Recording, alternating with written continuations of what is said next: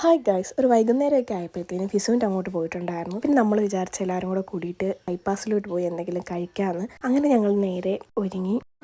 എവിടെ പോവാ?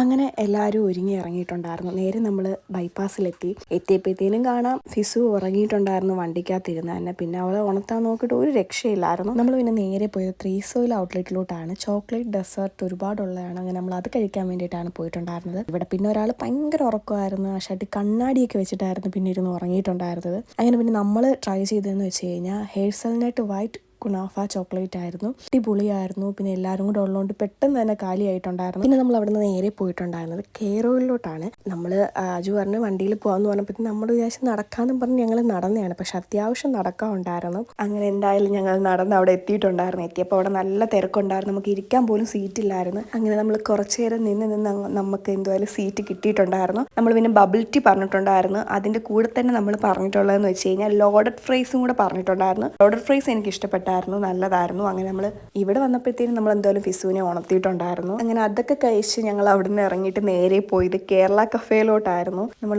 ബ്രോസ്റ്റഡ് ഒക്കെ ഓർഡർ ചെയ്തിട്ടുണ്ടായിരുന്നു. അങ്ങനെ അതൊക്കെ വന്ന് പിന്നെ നമ്മൾ നമ്മുടെ കലാപരിപാടി തുടങ്ങിയിട്ടുണ്ടായിരുന്നു ബ്രോസ്റ്റഡ് കഴിക്കാൻ വേണ്ടിയിട്ട്.